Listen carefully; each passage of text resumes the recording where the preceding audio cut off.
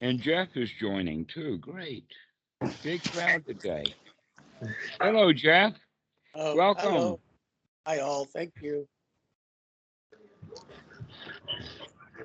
Yes, we had just started and just turning the video recorder on so that we can talk about a story, and we can make this a general discussion and people can ask questions about it and whatnot, both as we go along and after we finish the story. So the story is, in pictures, there are 10 of the pictures, Zen art, and it's actually the topic is ox herding. And that the first picture is of uh, the individual figuring out that something is there, something is not quite as we would expect it to be. There's something to be seen here. And then the second one is that he goes actively out looking for it. And this is the beginning of the spiritual journey.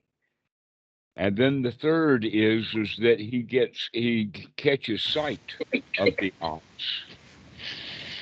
And that's when we begin to practice correctly, is when we get sight of the ox.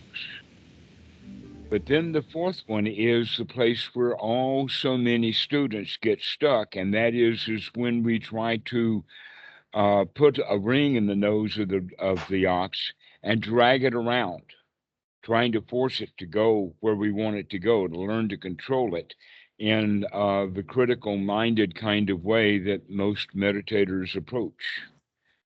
And then the next picture is a picture of making friends with the ox. To actually become to pet the ox, to play with the ox. Now, one of the questions that we can ask here is that what's this ox? Who is the ox? Where is the ox? And we can think of that ox as parts of our own mind. That one way we can look at the ox is that it's the parent ego state, or it's the set of laws, rules, and rituals. That it's the authority. And that's one way to look at it, because an ox is really strong, authority, that kind of way. Another way to look at the ox is that it's actually the child inside of each one of us, or it's the reptilian brain, or it's the more primitive part. And that this seems to fit a little bit better, that the ox is actually our inner child. And when we try to struggle with that, is always going to rebel. In fact, the normal state of the mental condition of the Western person is that their inner child is in a state of rebellion.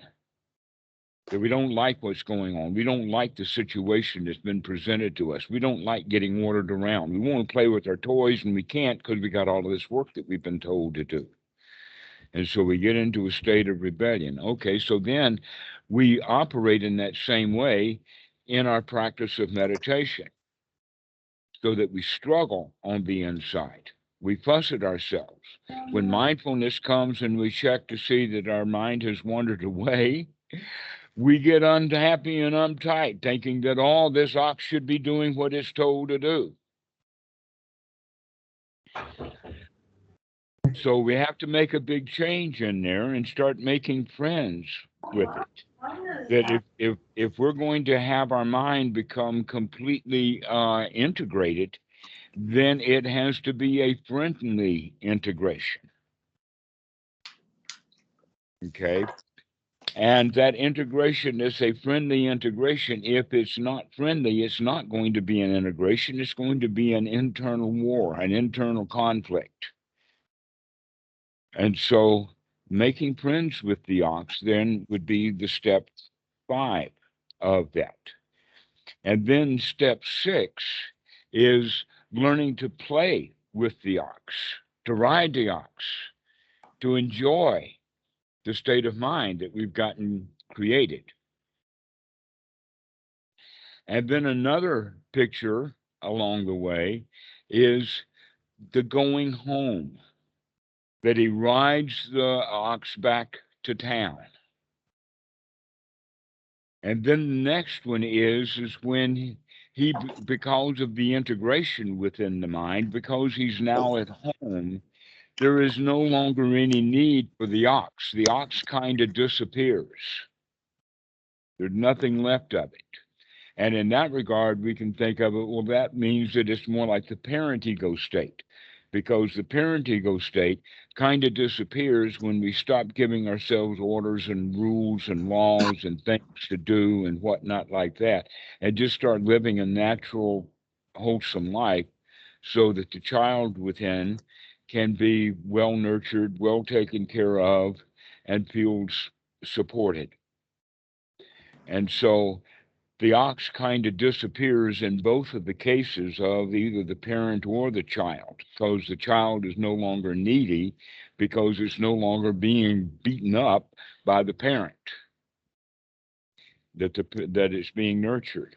And then at the end of this story is a picture of an old fat man. In fact, the image of Hoi Toi. And Hoi Toi is just returning to the village, just having fun and spreading his joy. And this shows the final integration. Uh, and so this is the story of one's noble path, if we practice correctly, but that the place that most students get stuck is at step 4, when they're not making friends yet with the mind. We're trying to control it in a rough sort of manhandle kind of way, rather than a very gentle, soft way. A really clear example of that is in the expression of trying to herd cats. Well, you don't herd cats. What you do is you get a great big bowl of food and wave it around them, and they'll follow you anywhere. But herding cats means that you're trying to drive them, you're trying to push them. And so we recognize that we rebel against that drive and against that push, and that's the problem with um, let us say, spiritual organizations that wind up being a long-term boot camp, or where the days everybody gets up at 4, everybody chants, everybody sits for meditation. I mean, they just turn the whole place into a retreat. And I've seen students, in fact, not fit well within that routine of a long duty, long term retreat. And many people think, especially if those retreats are held at a wat or at a temple, that the retreat setting that they find themselves in is the way that the monastics live their lives. And some monastics do. Some monastics live their life as if they were in a retreat with all the rules and all of that, pushing and pushing and pushing their ox, which is constantly rebelling. Yeah, That I actually have a question about that. Are there any good retreats, quote unquote, in the US that wouldn't be as pushy and like kind of against the natural flow of things, you might say? Because I've been wanting to go to a retreat this next year, but I have wondered if it's going to be too restrictive and I might just be better off booking a week in a cabin on my own or something. actually, you're coming around to it.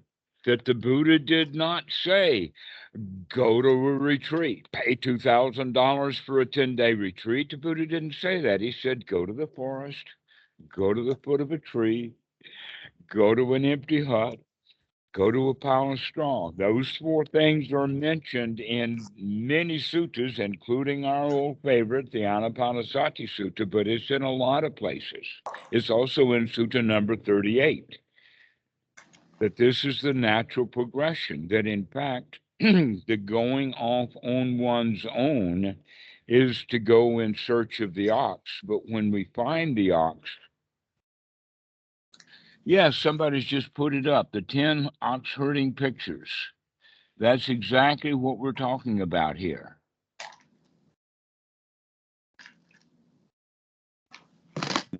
Okay, so let's take that down so we can see everybody again.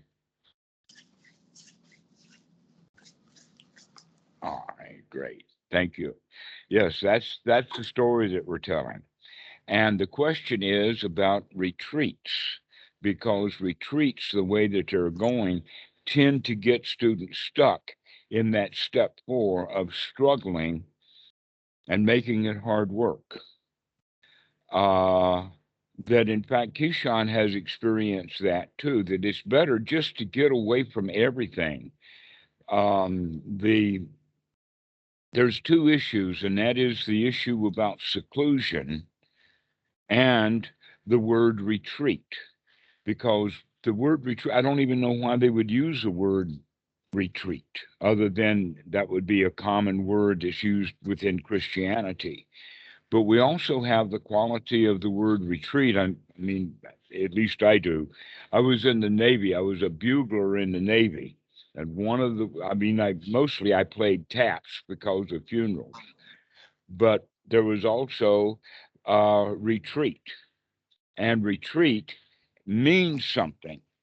It means that you are a failure and that you are leaving the battle scene to save what's left of your disaster. Now, sometimes people think of a retreat like that. In fact, a lot of people go to a retreat like that as, withdrawing from the disaster of their life.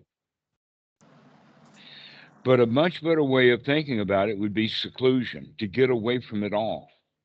Now, in the retreats, they have a situation called noble silence. And that's kind of played with in a lot of different ways. Some people think that noble silence is absolute silence. Others would say that no, noble silence is friendly silence, that you don't ignore everyone's there. You just accept everyone as they're okay. But the important thing about a retreat is that no one there is in seclusion. The seclusion is arbitrary. The seclusion is, in fact, a farce, or it's not real. That we have to pretend that we're in seclusion. Where in fact we're not. We're in a regimentation, and part of the regimentation is to be quiet. And so getting away from it, the way that the Buddha would talk about it, would be that there was no real organization, but just go away from everybody else and just sit down and be with yourself. Begin to figure out where the inner ox is and begin to make friends with it immediately, rather than trying to struggle with it, to try to capture it. Rather than whenever you see it, just be friends with it. And this is how we would operate within seclusion.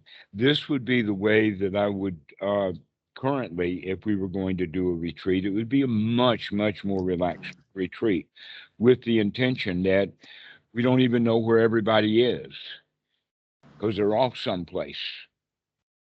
Yes, Robert. So this made me think of the hexagram 33 of the I Ching, which is called retreat. And here's the text. Below heaven is the mountain, retreat. A noble one keeps small people at a distance, not with hatred, but through respect. Okay, is that it? Yes. Right. Exactly. So how many people then can go to these expensive retreats in the West and to do it, their silent retreat, out of respect for the other people there, rather than out of fear of the rules? Most people have trouble with those rules. You got to be in the meditation hall at this particular time of day. No excuses. You can't hang out. Yes, Raul. That reminds me, like when I was a little boy, I used to do stuff like when I went to a funeral or I went to stuff to places where I was supposed to be quiet. I like I never want to be quiet out of respect, like what Robert just read. Like I want to be quiet because of the fear of my mom, like getting the chancla and saying like, listen here, man, like you gotta make silence here. And now, like right now, I can practice this noble silence. That's like, yeah, I'm keeping silence for respect of the people that's grieving, from the people that's I mean that are meditating, even those who are praying. Like like I can see this pattern that I sometimes I still act like a child from fear instead of from respect. Like it's crazy how I still act by fear, not by respect or by noble effort or Well, there's crazy. Like another way of looking at it, and that is that when we see it out of fear, that's because we're in a one down position, that we see other people as authorities or as important or as bigger or as dangerous. yeah, yeah, And that that's when we're seeing things out of respect, that means at least we could see ourselves as just part of a bigger picture. We're just one of many. We're just in a group, and that the benefit of the whole group is part of my existence. Okay, that no one is an island unto themselves, and yet the meditation practice seems to be all about getting one's own mind together. But the reason that we do that is because we already have built into us the instincts that set that stuff up between one up and one down, about who's dangerous and who's not. Robert, there's a big light on your left shoulder. Can you move that light so that it's there? That's great. Thank you. Um, we have these various parts within us that are naturally there, and they, for let us say, over the here periods of many, many centuries of evolution, these layers have been built up to give us more and more functionality. For instance, there is very little functionality in a bacteria. There is very little functionality in a worm or a mosquito. More functionality in a snake, but not so much. And as you see it growing up, so functionality, so that the highest level of functionality is with the human. But the issue is that it's built in layers. And the functions of these layers are different. And that what has happened in our culture is that these layers, instead of integrating into the whole for complete functionality, these layers get in conflict with one another. So that we feel doubt and we feel like it's the right thing to do it now, and later we regret what we've done, that we're kind of a crowd inside. And the whole process of the spiritual path is to integrate all of that. But the only way that we can integrate it is because now they're friends rather than competitors or um, fulfilling their old roles in their old way. And a really clear example of that is the parent ego state being critical rather than being nurturing. That nurturing is better. Now, the point is that the psychologists have known about this for 70, 80 years. In fact, you could go all the way back to Freud. Freud knew about it in the 1890s. So we're talking about 140 years of psychotherapy.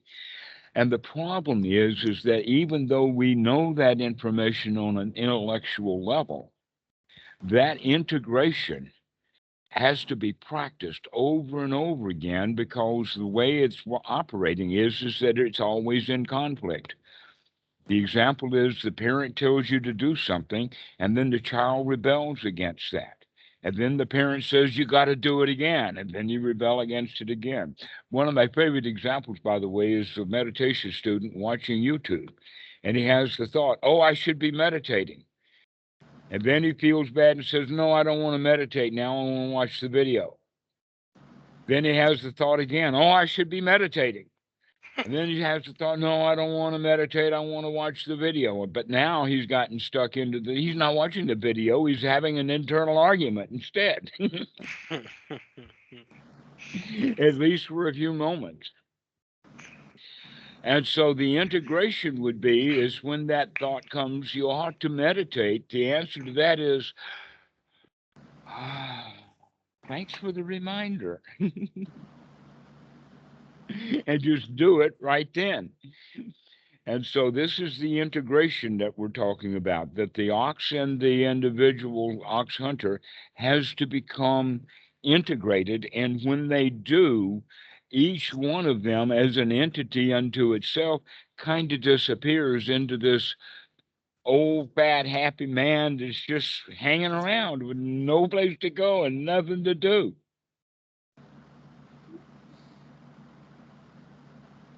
Yes, Robert. Yeah, this reminds me of a conversation we had a few months ago when I was talking about how when I started sorting out a lot of my relationships with my family and stuff like that, that it became much easier to actually concentrate my mind in meditation. And I think this goes to show that when you sort out your relationships with others, that brings unification of mind too. And I think that's a really important point. You know. Yes, that's part of it. Yes, Andrew. Yeah, along these sort of same lines, I can actually share an example of something that's been unfolding in my own life over these last couple of days that that kind of relates to all this that we've been talking about. I had a conflict with my father where I said something and he didn't like the emotion that was in it, and so he used it as an excuse to ignore the content of what I was saying. And so then I realized that that was an old pattern in our family, that there was something I would want to express, and then the parents would be put off by the intensity of the expression and ignore the whole thing. Ignore the content. Yeah, which would then just increase the intensity of this thing that's no, this needs to be seen, which would then just continue this cycle of push pull. And so then I realized and so I was talking to them, I was there's a way that you can say hey, I don't like the way that this is being expressed, but I also it's clear that you have strong feelings and I care about that. And then I realized oh wait, that pattern's made its way inside, and I'm not doing that to myself either, where when there's this sort of upwelling of that strong raw emotional reaction to it, I view that as a problem, and I try and oh, what do I do to get that to go away? And so the thing that I was saying that sort of started this conversation about the ox is that in these last couple of days since my last conversation with Dhammarato, I've been just seeing that those sort of childlike raw emotions coming up, and instead of trying to figure out how to solve it or being annoyed that it's there, it's oh, yeah, I see you, and I'm going to be compassionate with you, and I'm just going to witness that you're there and that you have these strong feelings, and that's okay. And that's I'm still kind of training that habit, but already it's been a real game changer. Yes, that's the funny thing about it is that if we have a particular emotion or feeling and we don't like it and try to push it away, it actually gets bigger. An example of that is just the easy one would be anxiety. If you feel anxiety and you don't like it, then you want to get rid of the anxiety. The feeling of wanting to get rid of something is the feeling of fear, which is anxiety itself. So by not liking anxiety, we make it worse. It stays, it sticks, because the kind of thoughts that we're having about the anxiety are anxiety-producing thoughts. Where in fact, the whole point is we want it to go away.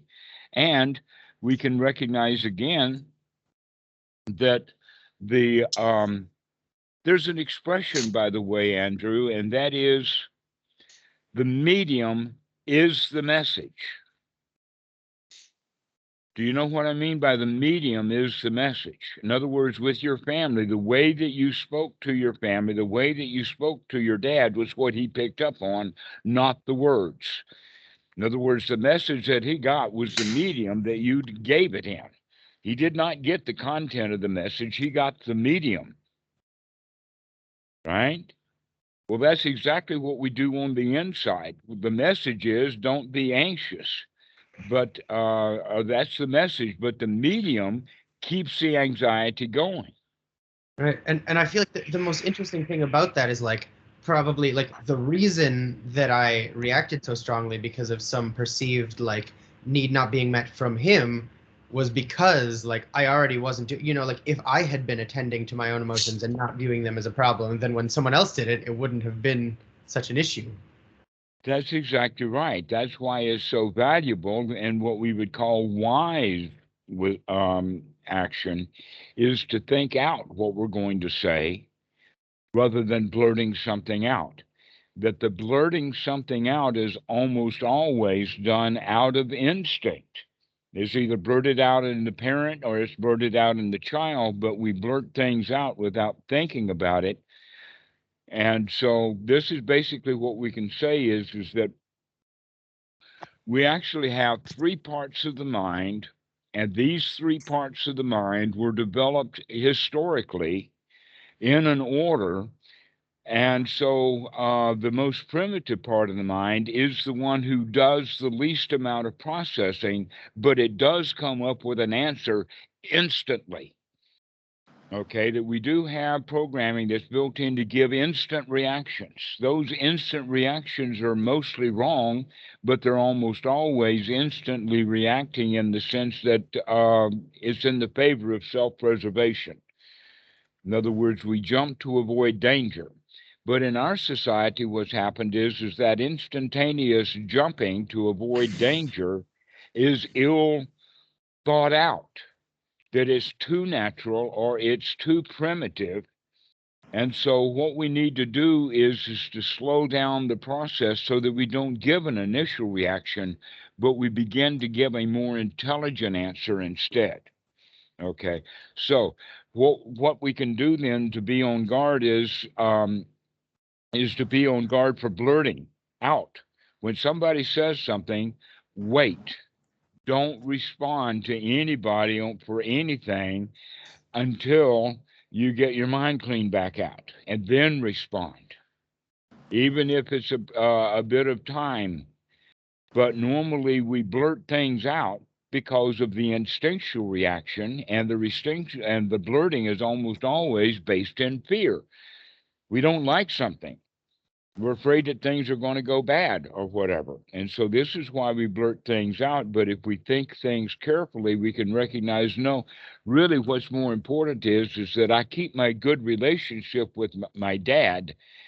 That's number one, because then with that good relationship, he can hear the bad news that I've got for him. But if I just blurt out that bad news, he's not going to be able to take it, because that the message that he is the medium to which you gave it out. But that happens inside our own mind. And so if the medium is critical parent, then the child's response is going to be resistance, rebellion, guilt, remorse. But if the mind, if the critical parent, the medium of the message is comforting, reassuring, never mind, start again kind of thing, then the child doesn't necessarily feel like a failure just because he's made a mistake. That basically, that's the issue that we can say that the critical parent does, is that the critical parent treats every mistake as something that's bad, rather than seeing every mistake as a learning opportunity. If you don't make mistakes, you're not going to learn anything. So making the mistakes, that's your best teacher. But we've been trained in our society that making mistakes is bad, that it's dangerous. You make a mistake, you could die. And so we have then come to the point of thinking that we should avoid our mistakes. that we can lie about them, that we want to cover them up. If my mistakes are exposed, that means that things are going to be more dangerous. But that's the critical way of looking at it. The nurturing way of looking at it is, oh no, let's look at our mistakes. Let's see what's going on there. Make friends with it. Let's make friends with that ox. That's the only way we'll be able to ride the ox, is because the ox lets us ride. So we got to be friends with these internal parts. And so we need to change then our method of operation from being critical or being outburst. That just like we will have an outburst to another person, we have those same outbursts inside the mind. Those kind of responses. And so the better thing to do is to note that, and then to reassure ourselves, oh, everything's okay. I can handle that. Which then means that you're petting the ox, getting ready to climb back on and ride. Never mind that you've fallen off the ox. Make friends with the ox. Don't hate the ox because you fell off of it. Get back up, make friends with it, and ride. So I thought that I'd point out that issue about the medium is the message, that the way that the message is delivered is more important than the content of the message in many cases, that we have to get those in sync. Yeah, And we have to go slow. Go ahead.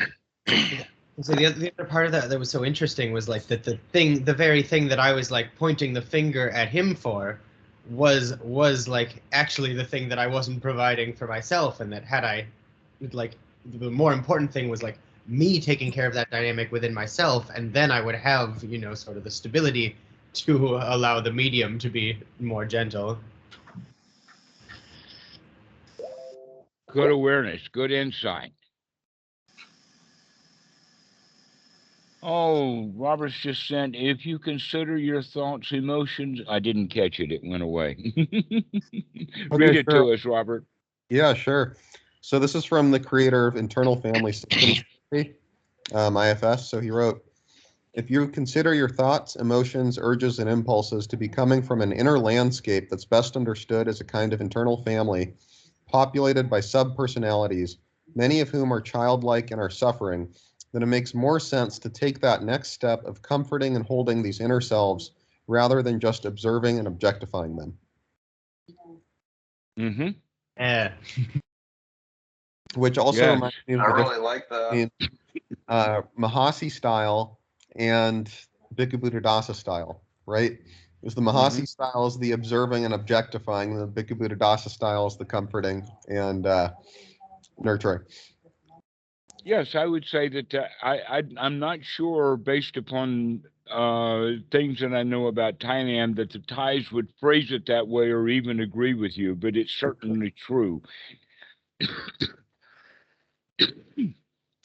That as I've said before, that when I was at Wat So and Milk, I really did feel at home. I felt accepted. I felt like that this is the right place. I didn't feel like a stranger trying to fit in. And that was the way that I felt with the Mahasi. That was the way that I felt with Goenka, trying to fit in, trying to get into the groove here. With Bhikkhu Buddhadasa and especially Achan Po, I felt at home immediately. And I think that that's that attitude that they had for themselves. That if Achan Po had been critical with himself still, he would have not been so nurturing to me.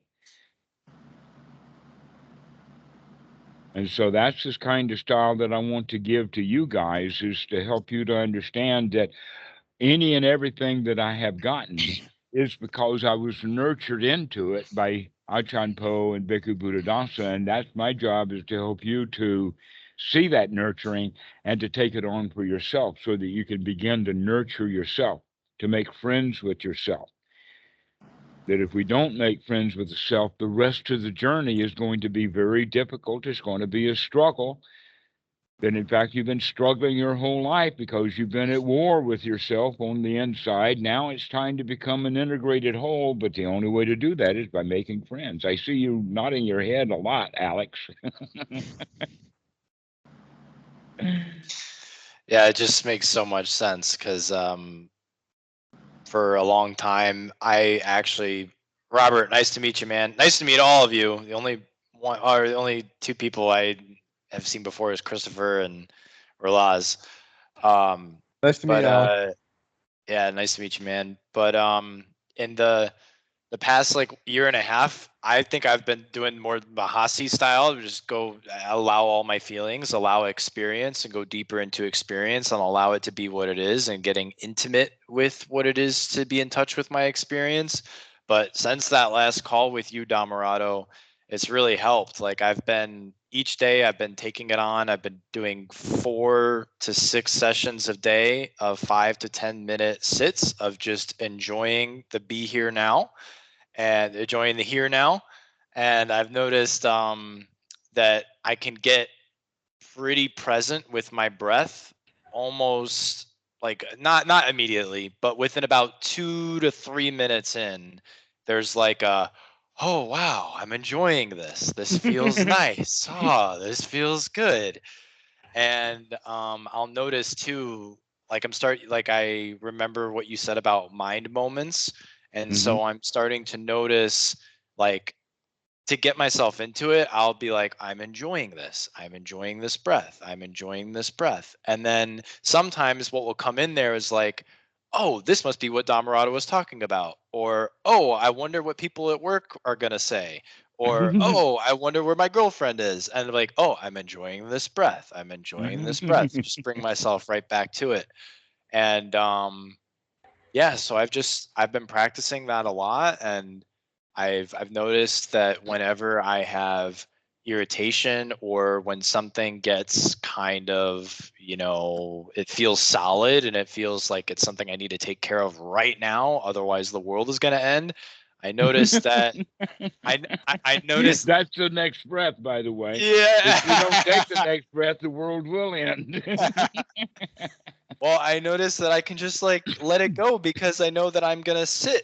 I'm gonna sit later today. I know I'm gonna have another sit session. So it makes it like it's kind of like a nice little safety net that I feel like I'm cultivating for myself. But Dhammarato, I wanted to actually ask you, unless there was like a different way this conversation was supposed to go. I don't know if there was. No, there's no Okay. suppose. We're not supposed to have supposed to. Okay. Okay. I didn't think so. I didn't think so. Um, but what I was gonna ask is, you know, what would be like what's the next step? If I wasn't gonna talk to you for another few days, just keep doing what I'm doing, or would I add anything on top of this? What's next? Actually, that is a very interesting question that you're asking. Very typically Western. Another way of thinking about it, going back to the story of the ox, once we learn how to ride to get on and start riding the ox, then we're going to develop the skill of ox riding. All And right. that's what you need to develop right now is the development of being able to get yourself into a good state and then maintaining that Yes. So how do you go about that? okay. There is a sutta that talks about the skill of the first jhana. Now, the surprise is that this is one sutta that specifically talks about the first jhana, but there are no other suttas that address any of the other jhanas other than this way. So we have to begin to think of the distinction between the first jhana and the other jhanas. Because in the West, normally we think of just jhana, and the more numbers you have, the better, but jhana is just jhana, okay? And there's a better way of looking at it. And in fact, that was the way that it was done in the time of the Buddha, that one jhana is good, two jhanas better, three jhanas are great, four jhanas are marvelous, and then off we go into more and more and more. Just like money. $1 is great, $5 is great, better, $50 is great, but not compared to 500. But once you got 500, you want 5,000. If you got 5,000, you want 500,000. If you got 500,000, you want 50 million. That's just the way the mind goes. We've been trained that way. Mhm. And that, in fact, that was what happened with the Buddha. It was a master stroke when he realized that no, it's the first jhana that is the path to enlightenment. The first jhana is the enlightenment. Why? Because the first jhana is when we develop sukha, which means we get into the state of being in a state of pleasure. Now, back to this one sutta that we were talking about. In this sutta, it says that there are 3 skills for first jhana. The first skill is the skill of getting into it. That's the part of let's make friends with the inner self. Let's get together. Let's come out of our critical thinking into nurturing thinking, gladden the mind, and with the gladdening of the mind and telling ourselves that we're safe, we're secure, that we're comfortable, that we're confident, that we're safe. These are the elements then bring about the first jhana. So we have to practice getting into the first jhana, which means to practice getting into a good state. But then the quality of the first jhana also has to be not about just applying the mind to the wholesome, but also sustaining it. And this is the part where most Westerners don't understand. That second skill is to be comfortable and then be comfortable again and then be comfortable again and then be comfortable again, rather than being comfortable for a little while and then off we go off into something else. No, we want to learn to maintain that Yes. being comfortable, to just sit there, and whenever these mind objects about, oh, you got to go fix the refrigerator, or you got to go check to see if the door is not open, or you got to go check that server to make sure that it's still up, or you got to go make sure that that this is that or the other thing is done. This and this mentality, in fact, has a name for it. We call it refrigerator door. It can happen even in sex. They're going after it in one of the, wait a minute, did I leave the refrigerator door open? And then,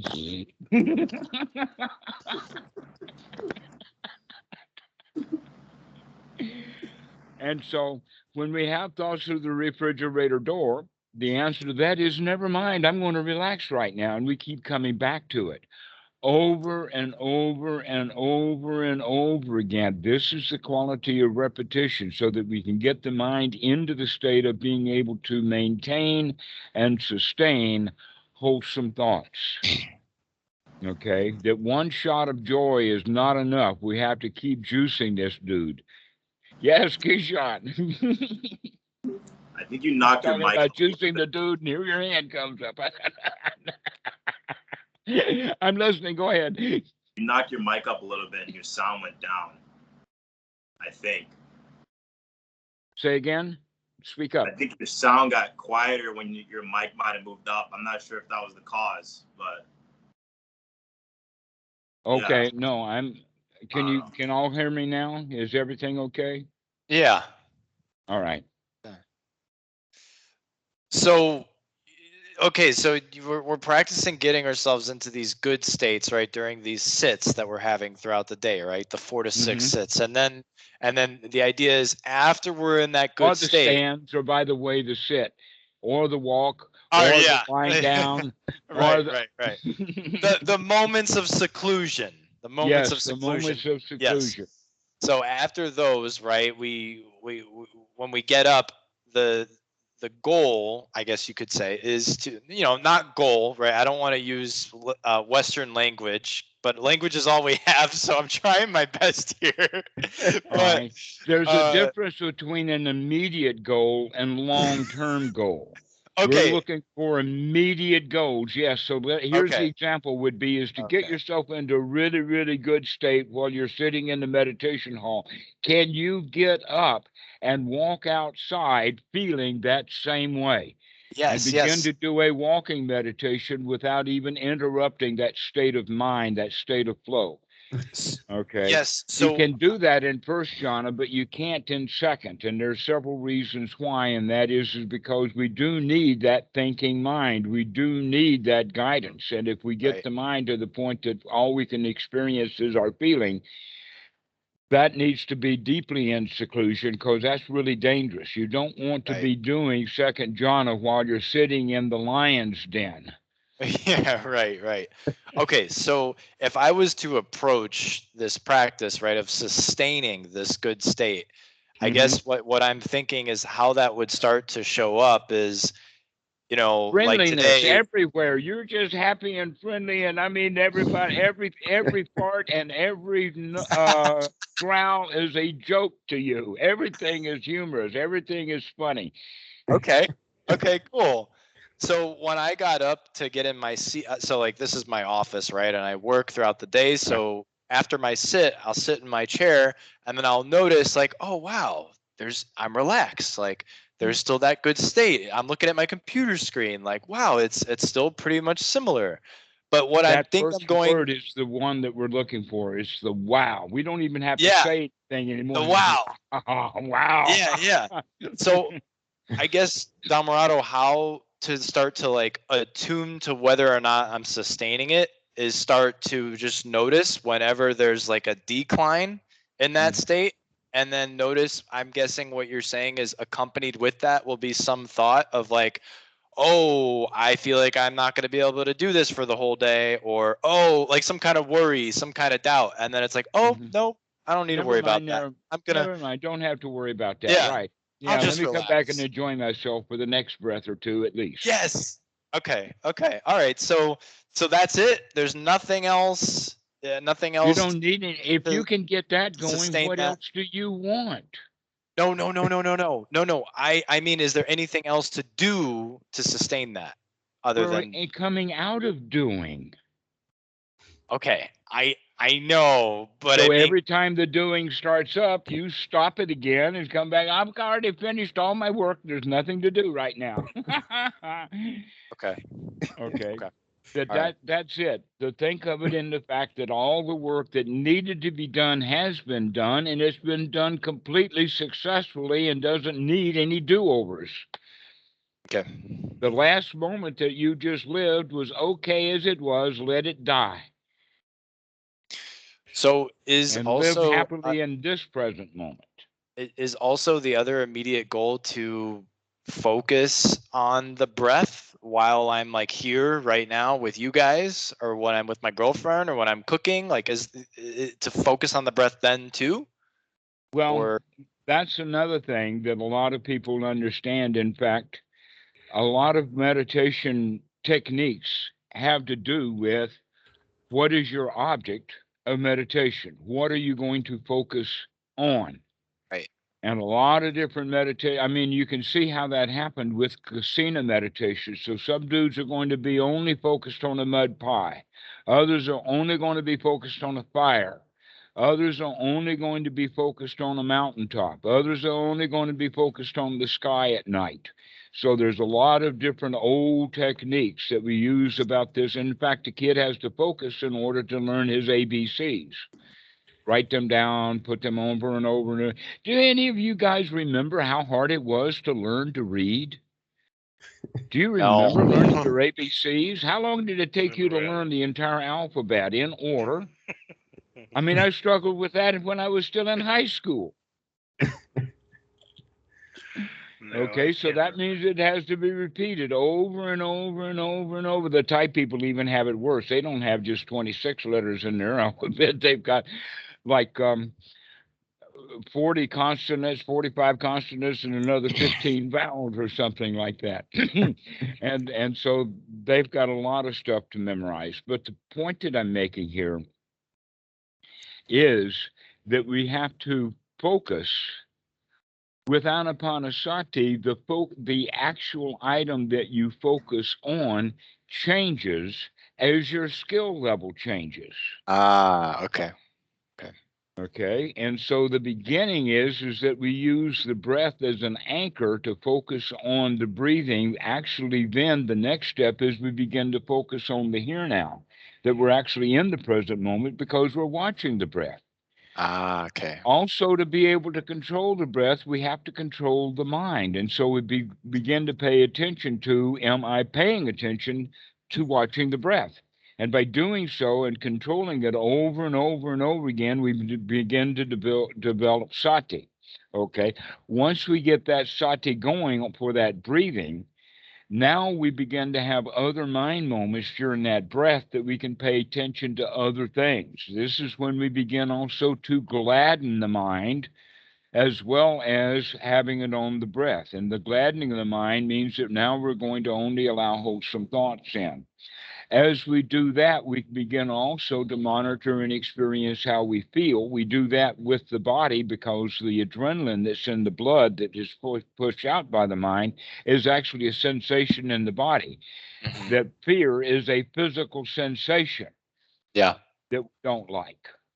Okay, and so we begin to see then the emotions that are associated with the body. We can see that the body conditions the feelings condition the mind. And now we're talking about yet another step of Anapanasati. So there winds up being 16 stages of Anapanasati.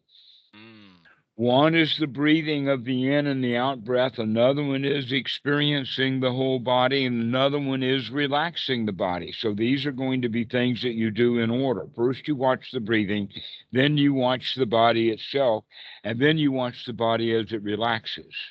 The same thing is true about the feelings. First, we begin to recognize what feelings are there. Then we begin to recognize these feelings as sukha.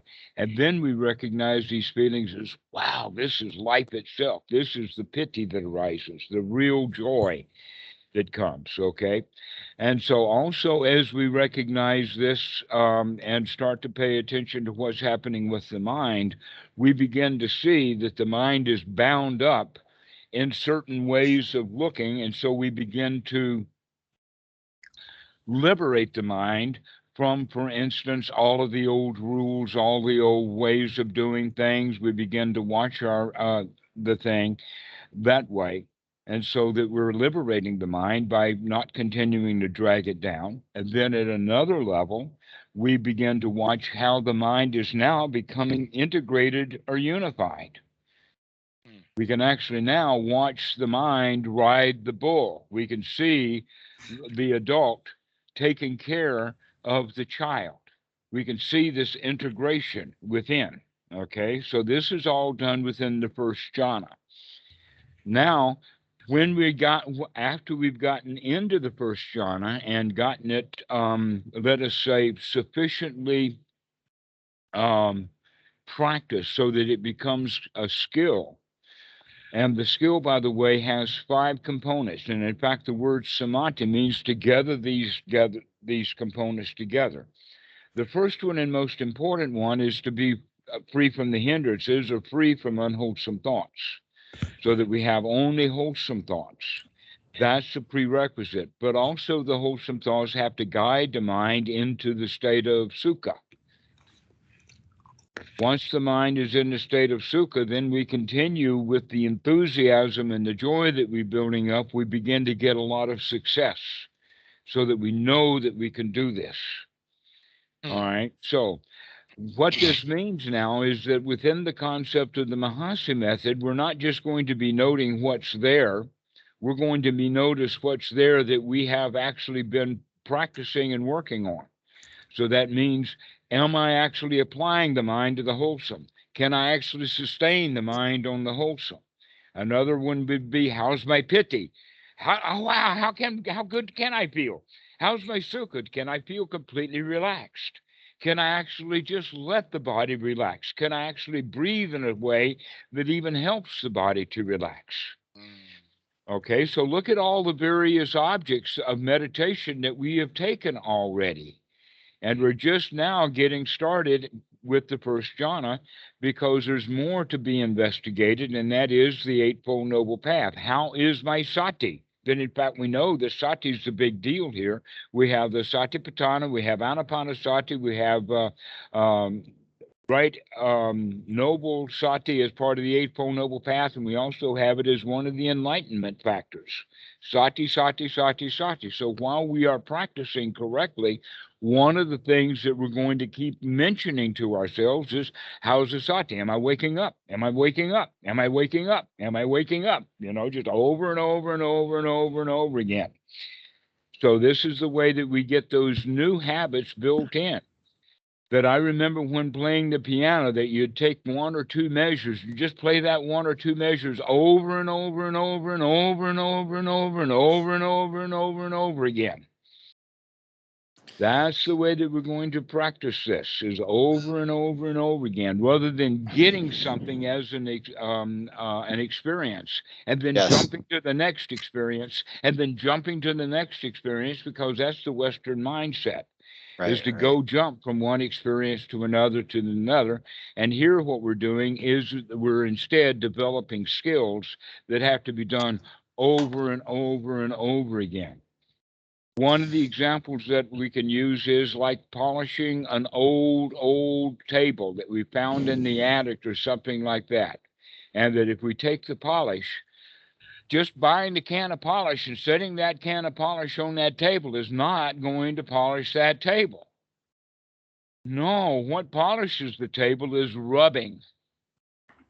You have to take that polish out. But you can't just rub and rub and rub. Most people are just rubbing. That would be like the critical mind. Oh, I hate that table. I want to fix it.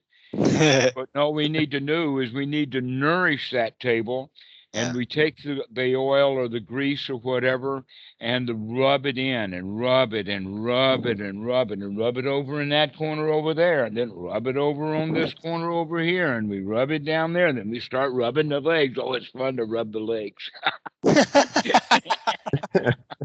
Yes, Robert. Sure. So, also just a little maybe thing to add.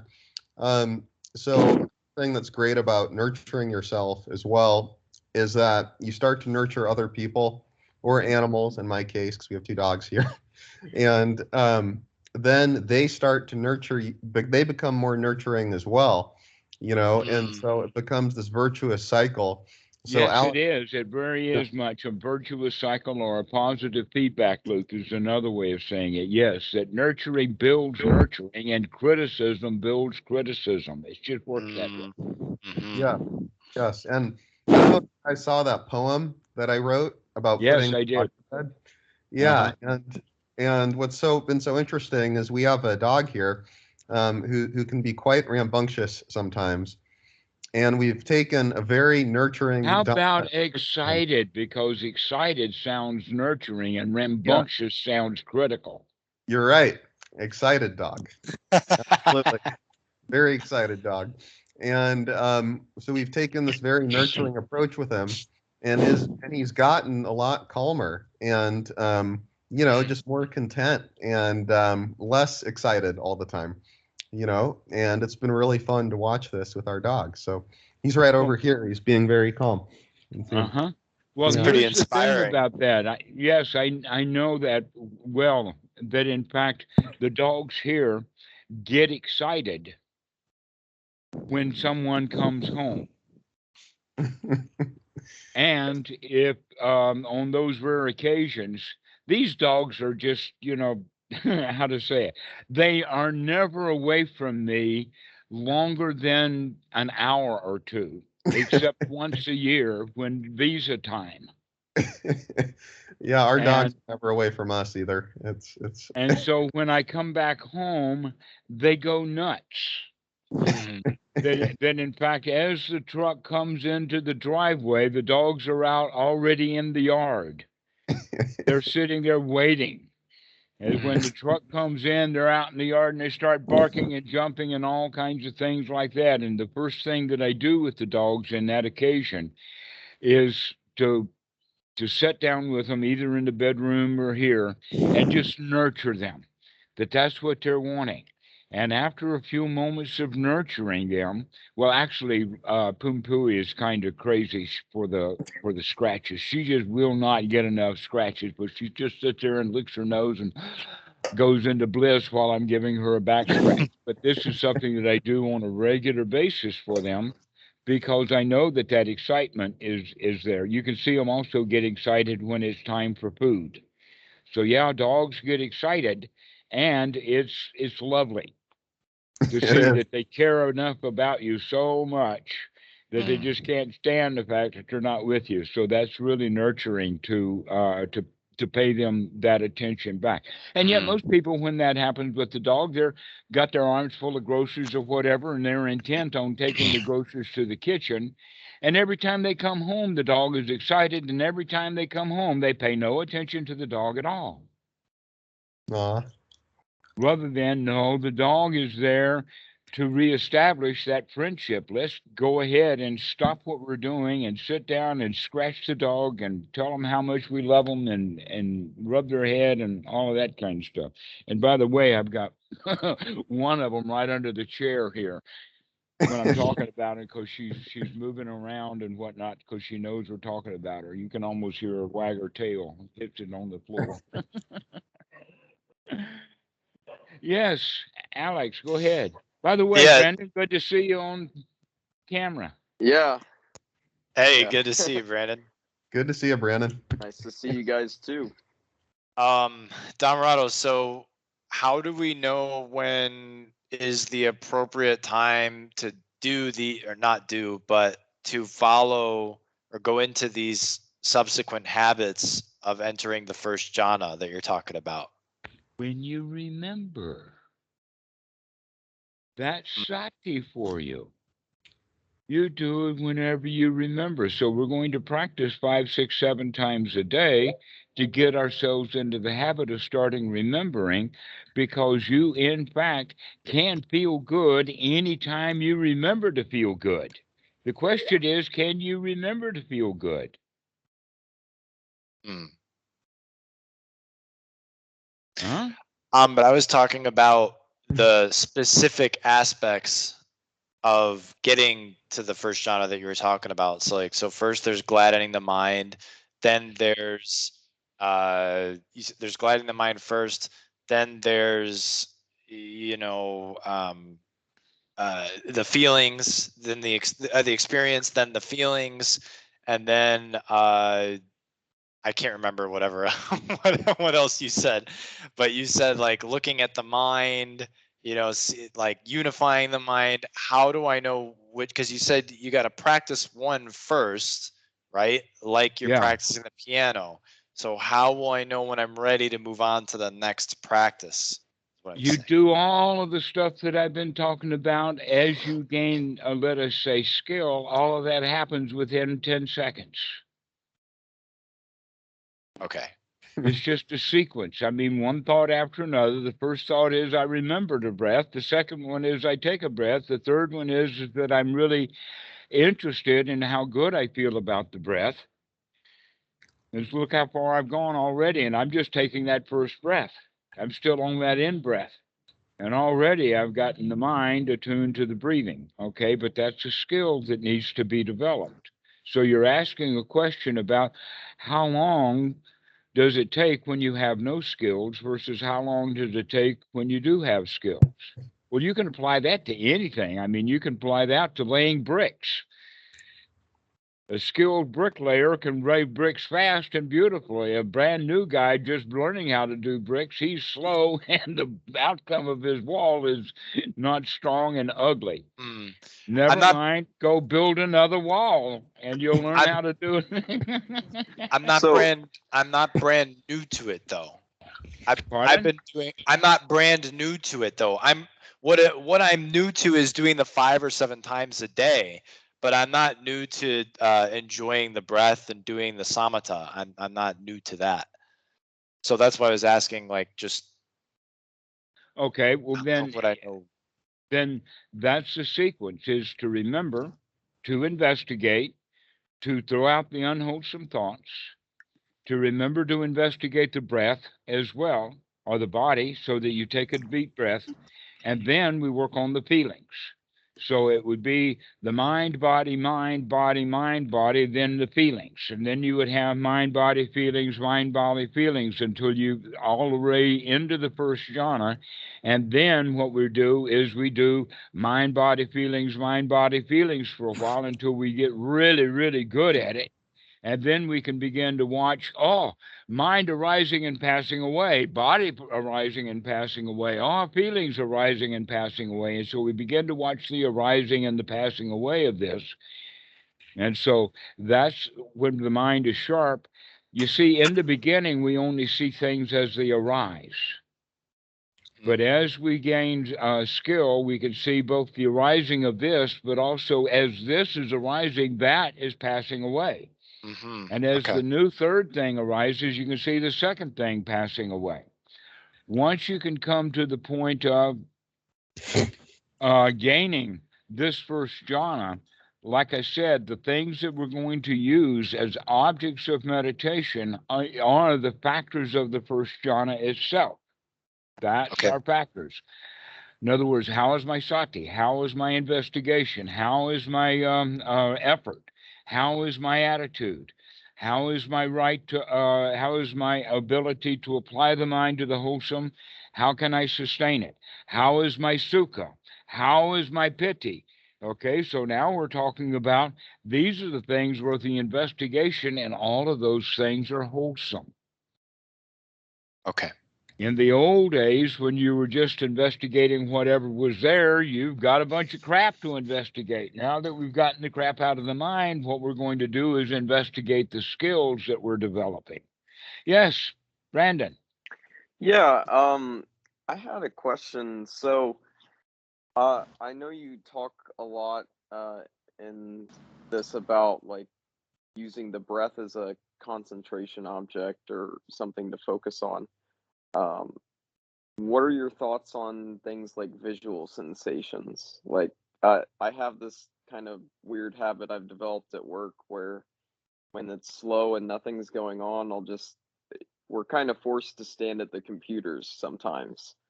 And I'll just stand and act like I'm looking and doing something. And I'll just stare at the X in the top right hand corner of the browser.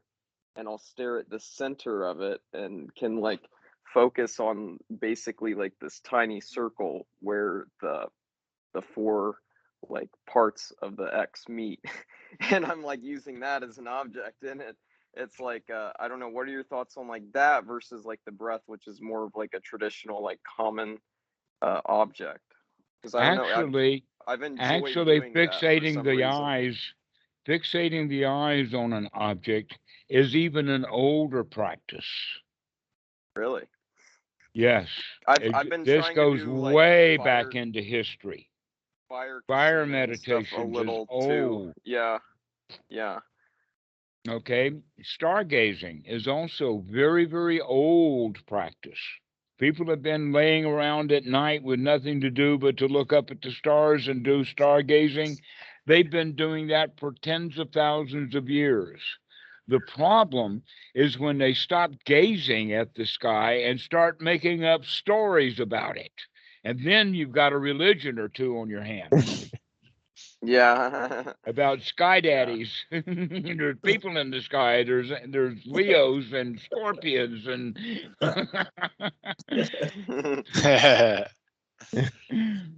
and all of that kind of stuff, rather than getting the mind into a state of gazing. And I'm using the word gazing intentionally because gazing is the exact opposite of staring Yeah. or It's a little focusing on bit an object. In other looser words, don't in a way, focus would you when you're say?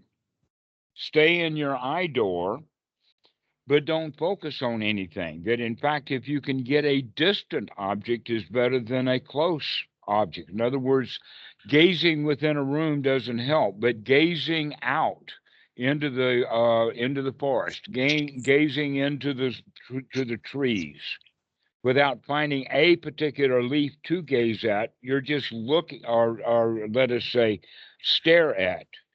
So one object is something that we stare at. And we've been So- doing that our whole lives. We have been staring at things. We stare at A's, we stare at B's, we stare at C's, we stare at ones, we stare at twos, stare at paper, we stare at the screen. We've been just in the system of staring. And so when it's time to meditate or do this practice, we need to refocus the focusing into non-focusing. Well, that's Back a into funny gazing. thing happens when I do it is you either are forced to blink the eyes like normal or just leave them open and everything will go in a sense out of focus, and it's just like your whole visual field's just like glazed over and you're just like allowing it. It's a weird place to like Yeah. Yes, first get just used to to. allow whatever's coming in. And right, you're not focusing on anything, so everything is out of focus. But here's a point about that.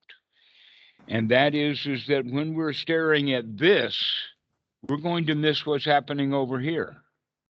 Mhm. But if we're just not looking at anything and just kind of gazing, then things that are happening over here, we can see it out of the corner of our eye. So Mhm. actually practicing, what is your full field of view? In other words, what can I do? Now I can see the hand. I can see the thumb over there, even though I'm looking over here. So this is like at least 90 degrees out of my field of focus. But in fact, our whole field of view is about almost 180 degrees, about 175, something like that. So the question is, can you actually increase your peripheral vision?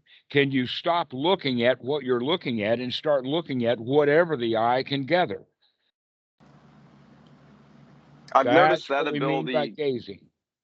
Yeah, I've noticed that ability grow for a bit in maybe the past like month or two.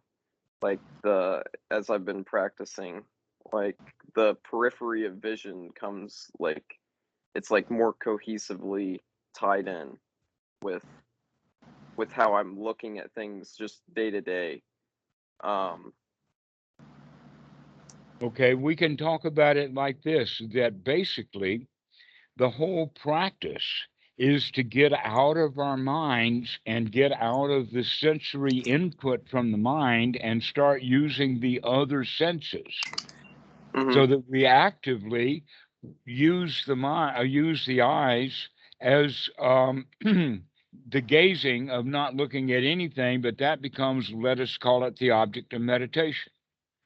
Or we're just listening without hearing anything in particular, but you begin to hear the sounds of silence because things are not silent. You can even hear the wind blow.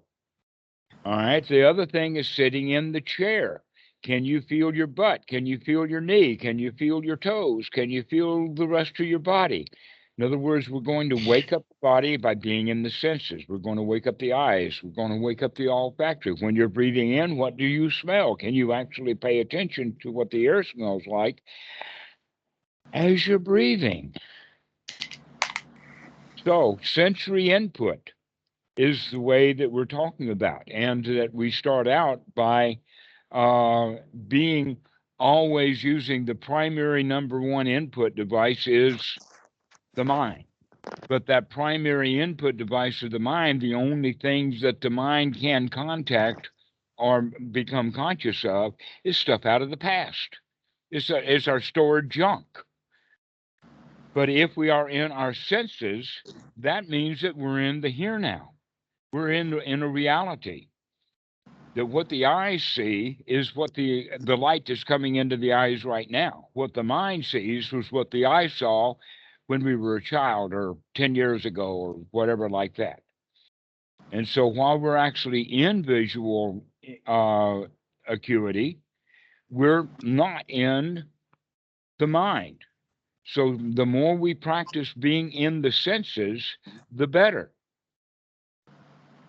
And so we can actually practice by being in a wholesome state of just watching or just noticing the body as it's moving while we're walking, or just basically in walking meditation, the idea is to keep the eyes focused on the surrounding ground around you without paying any particular, just to make sure that you're seeing where you're going, that you know where every step is going to be taken. that if we are if we're doing walking meditation, let us say going to town, then every storefront will become an object to distract us. So it's better just to be aware of where we're going. The example is 2 bow links, or let us say about maybe 10 to 12 feet in front. That the monks are actually trained that way to go on Bendabat, is that we keep the eyes down and focused on the path because we're out there barefooted. You better watch where you're going.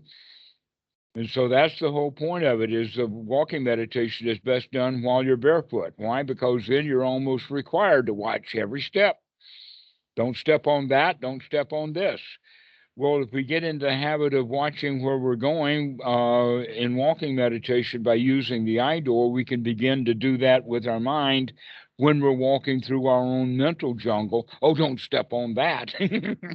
Don't put the mind on that.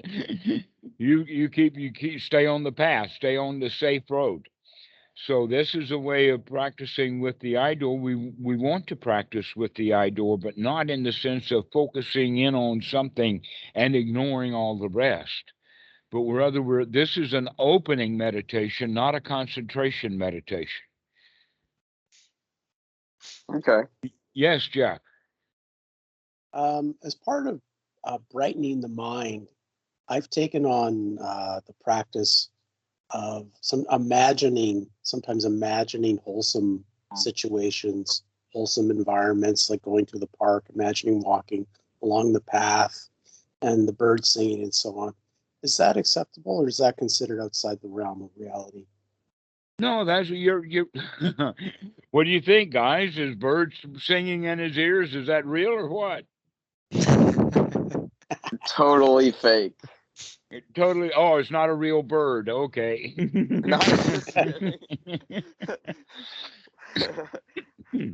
Okay, Well, so it's that's just a memory the now. answer is what right now it's just a memory. But when the bird is actually singing, then in fact I mention that from time to time. I don't hear any birds right now, but we often have birds off in the distance here that are singing. And it's good to notice that. One of the games, by the way, that I play with the dogs is who knows first.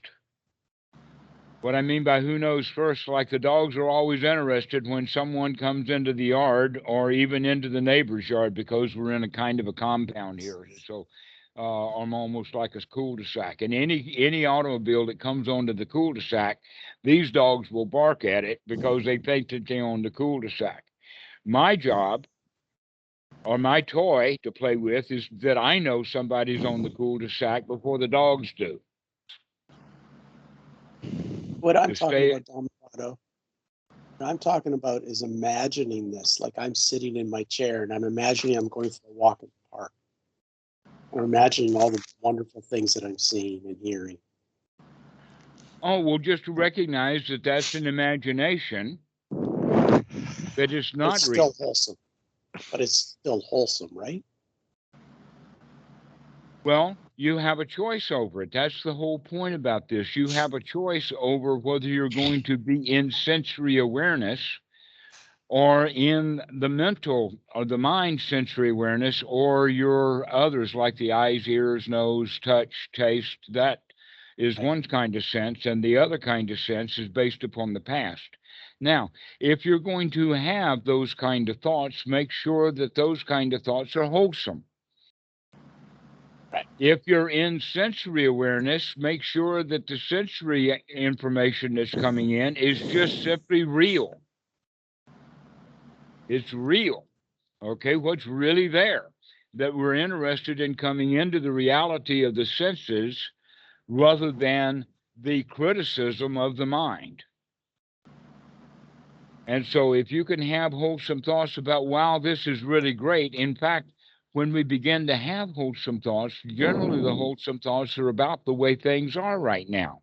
Unwholesome thoughts are generally about how the things ought to be right now, or how they should be over there or how we can fix what happened in the past into the future. So generally, our wholesome thoughts have to do with the here now anyway. Wow, this is nice. Wow, happy birthday. I'm born again. I find that the wholesome imagining then brings on the wholesome thought of, wow, what a great thing, what a wonderful thing to have this imagination that can bring up this sense of wholesomeness. Yes, almost like made a wholesome. so long as what we're imagining is wholesome, because you're also capable of imagining quite a disaster for yourself. Like thinking about your mother-in-law's coming. Yes, Robert. I think Christopher had something first. Chris, do you have something? Yeah.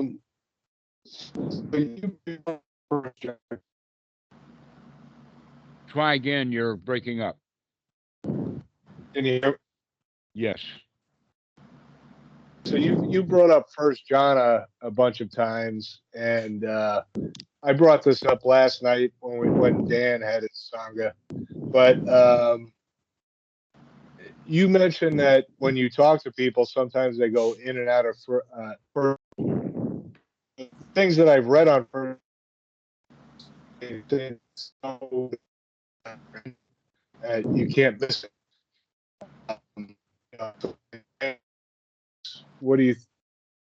What's your thoughts on that? Can somebody help me? He was breaking up for me. Or did you breaking up for me, Christopher?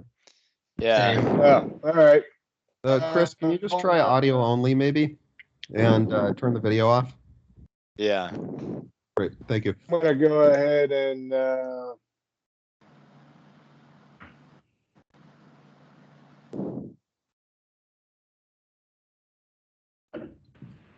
Now it seems like you're muted.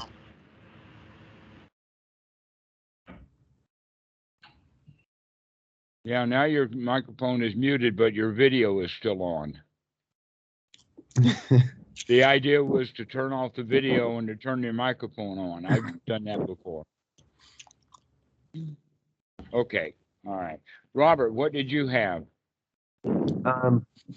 Yeah, so a couple of things. So one way that I see the breath as a great meditation object is that when you're taking deep breaths, you're relaxing the physiological system immediately, right? And I imagine that's why the breath is chosen rather than akasana or kasina or the stars or something like that, or a cloud, etc. Is you have that immediate physiological relaxing of the body. And I'm curious to hear your thoughts on that.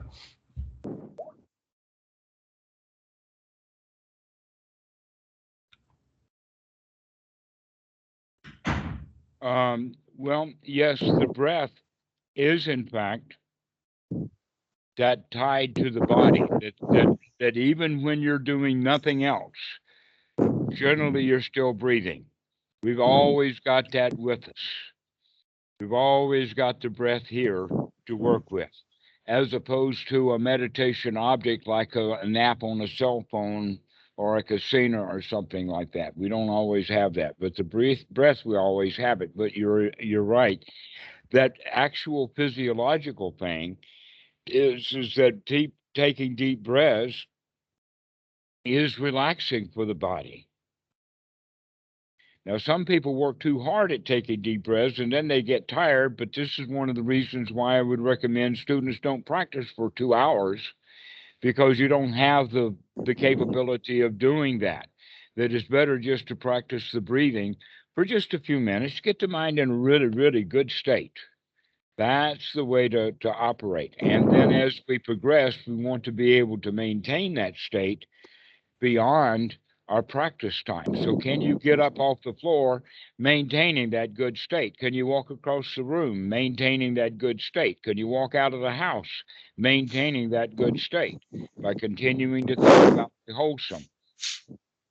That's the whole reason that we want to get into seclusion, is so we can get away from all of that agitating noise that these senses bring in that get the mind started up. And so the way then is to intentionally pay attention to the senses without getting the mind agitated about things other than talking to ourselves about what the body is actually doing, what the sensations.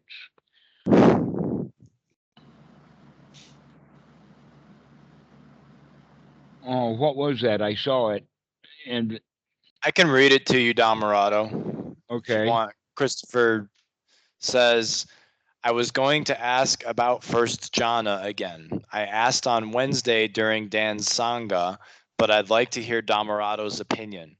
Dhammarato mentions that people come in and out of first jhana, even during the conversations he has with them. But I've read in a few places that first jhana is very intense, like Kundalini.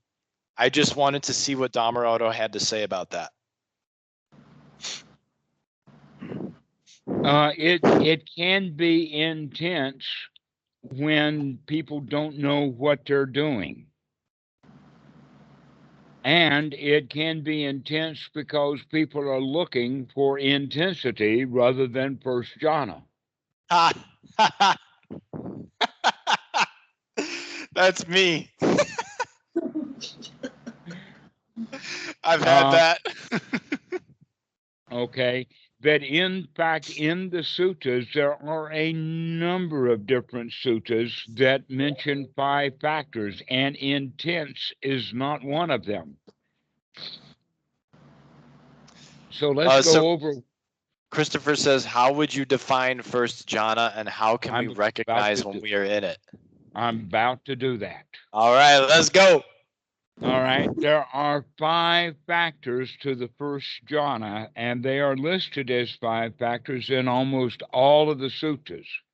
But there is an occasional sutta that does not have these 5 factors. It has 6. And the 6th factor that is occasionally added is the body is relaxed. So we can go ahead and take care of that one to say that that would be a kind of a natural outcome, but that the skill factors that are together will bring about that 6th factor of the relaxation of the body. So the number 1 factor of the jhana, that nothing can be done so long as there are hindrances or unwholesome thoughts in the mind. That's the number 1 item.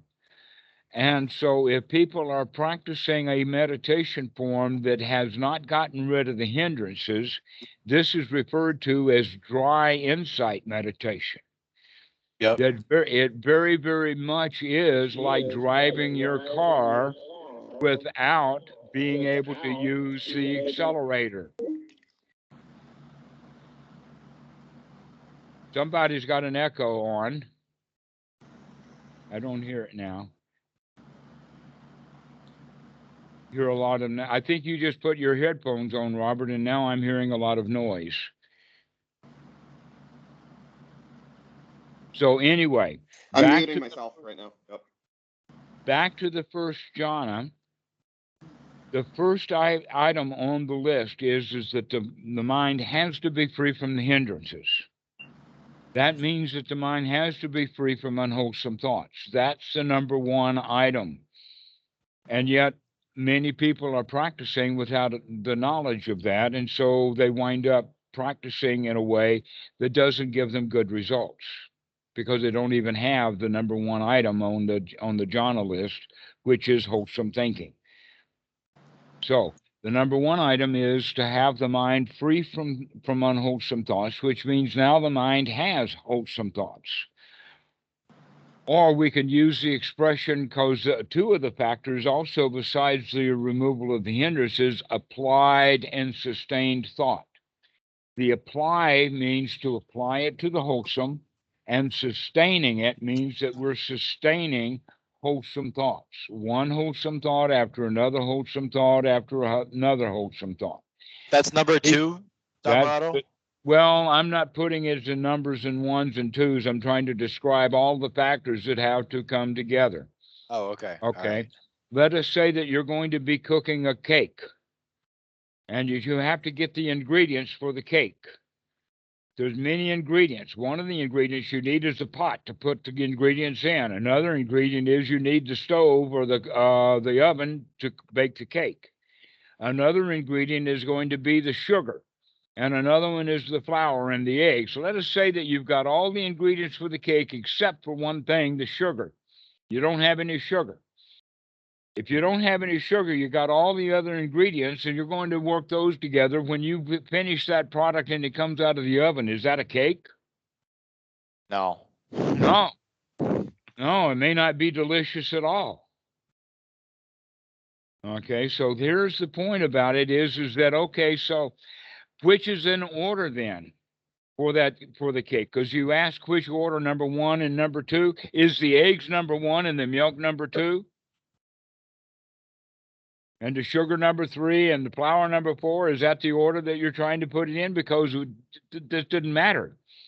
You have to have all the ingredients, and when you have all the ingredients together, then you've got the first jhana, and it doesn't matter which order those ingredients came, but they can be seen as having a kind of an order, because you can't do this skill or bring that factor in without already having the first factor. So the first factor that has to come in, and the way that we bring that in, is with applied and sustained thought. By applying the mind to the wholesome and sustaining it on the wholesome, that helps us rid of the hindrances. Awesome. Once we have the hindrances removed with these wholesome thoughts, we're also using those wholesome thoughts to literally talk ourselves into feeling good. That's the sukha. The sukha then is, I feel good, I feel relaxed. Or we're gladdening the mind, brightening the mind, and by brightening the mind, those feelings come along with it. And so the kind of thoughts that we want to have are designed then to bring about that particular aspect of the feeling of sukha. So one of the things we want to say is there's nothing dangerous here. There's no gorillas. Make a joke out of it. There's no godmothers. There are no angry gods. There are no mother-in-laws. There are no cops. There's no gorillas. There's no bears. There's nothing here to be dangerous. So we talk ourselves into feeling safe and secure. We talk ourselves into feeling comfortable. And that's one of the problems with people sitting in meditation too long, is because the body gets uncomfortable naturally. But the practice of first jhana has to have that quality of comfort to it. If it doesn't have comfort, then the sukha is not sukha at all. It's dukkha, because we're uncomfortable. I mean, how clear can we be? And so we bring about the sense of safety and comfort by talking ourselves into it.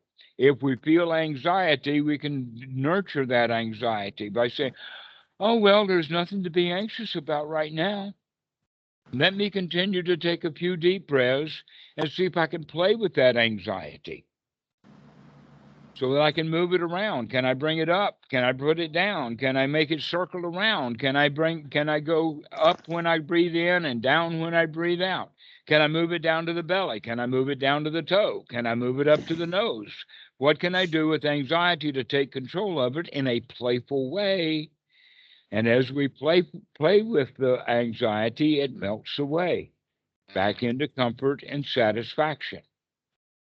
So comfort and satisfaction and applied and sustained thought and being free from the hindrances now sets the stage for the success.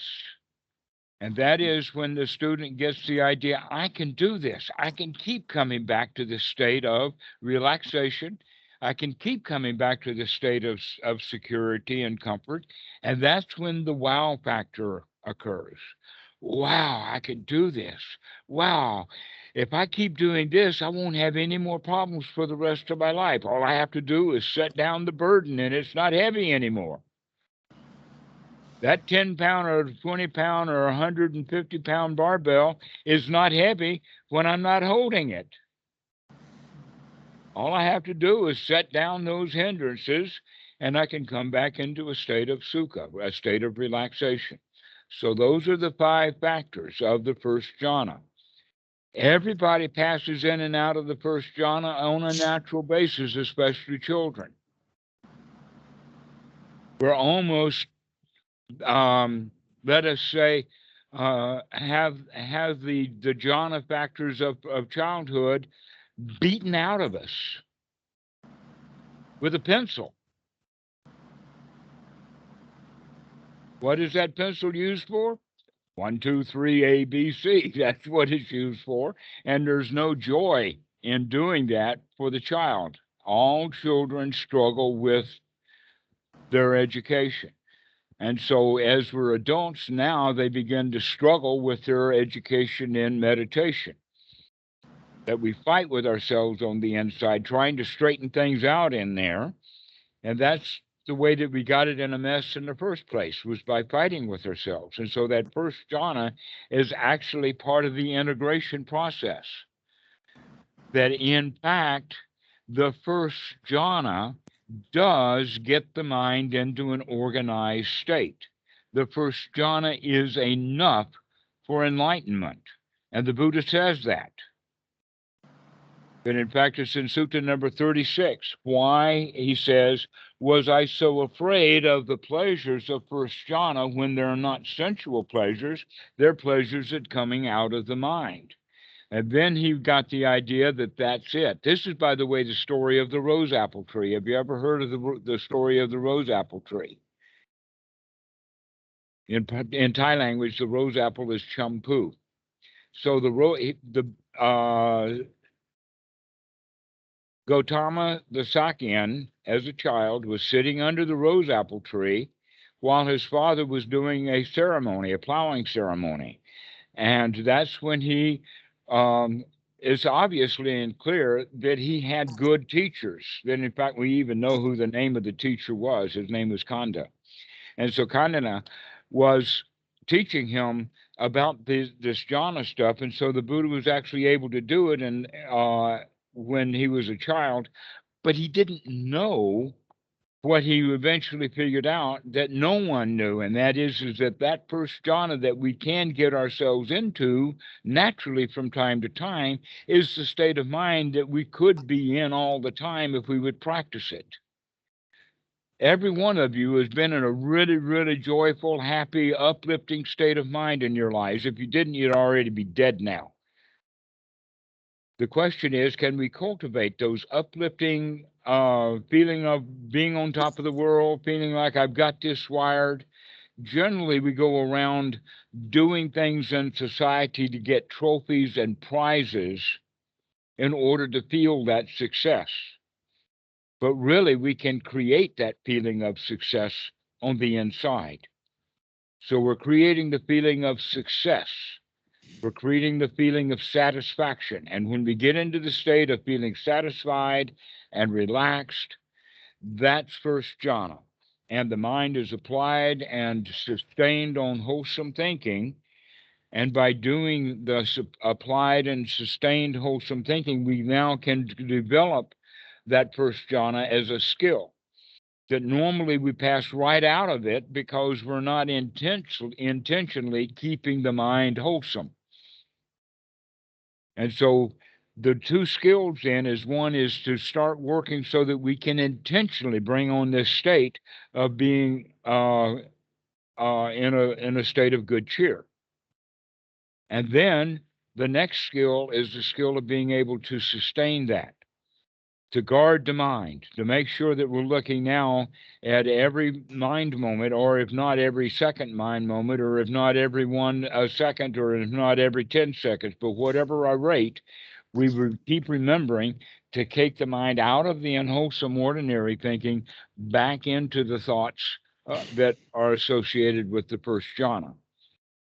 That things feel good, things feel nice. This breath is wonderful. Oh, it feels really good to breathe. These are the kind of thoughts that have to do with the here now. And you can have that kind of you've had those experiences before. Those experiences that are often accompanied by the thought of, wow, isn't this really nice? Wow, isn't this really great? That's the first jhana. So cultivate that. cultivate getting into that state where you do not have any trouble, that you are on top of the world right now.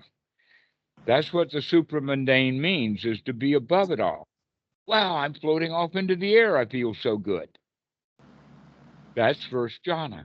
Yes, Alex. Yeah, and so then I'm guessing there's probably a point at which you don't need the first jhana anymore, right? You just No, you just let that go. maintain the first jhana. When you Or you say just you maintain don't it. need it, you don't need to do anything to get it. It's part of your nature now. It's become the Okay. new habit, And the then new habit of being joyful. from that habit is where everything else that is being investigated gets thoroughly investigated, right? And Right. let go of or seen through or whatever. Exactly. In the following way. If it is unwholesome, it's immediately thrown out. If it is dukkha, we immediately throw it out. If it is a cow pie, the farmer does not step in it. And you could say that when you say throw it out, that could be synonymous with let go Yes, of. that's Yeah. right. But letting go is passive. Okay. Throwing it out has got more to do with the atamayata. In fact, I have a friend, his name is David. He was a monk for many years, and he had the idea, this is really great. He says, have you ever taken your finger and dug into your nose and come up with a great big booger? And out it comes, and it's sitting on your finger, right? You can't just let it go. It's not going to. It's sticking to the finger just like it's stuck to the mind. And what we have to do is flick it off. Yeah. The Buddha So also mentions it in the sense of the cowherd who has to whack the cow, to whack those thoughts. Aha, I see you, Myra.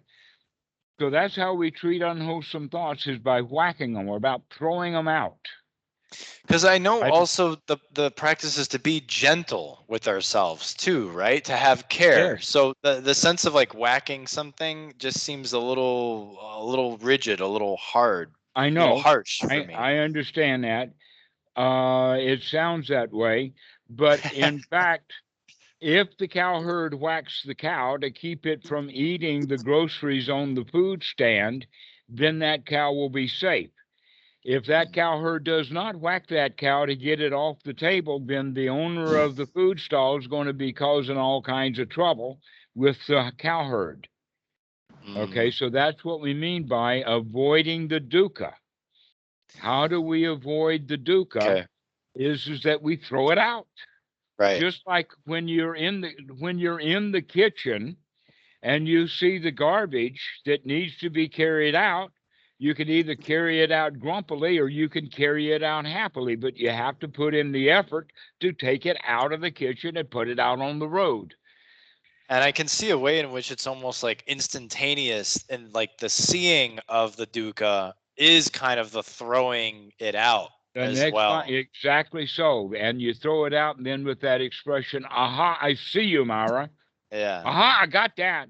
Yeah. Or another way that I use often is that, wow, I don't have to think about that.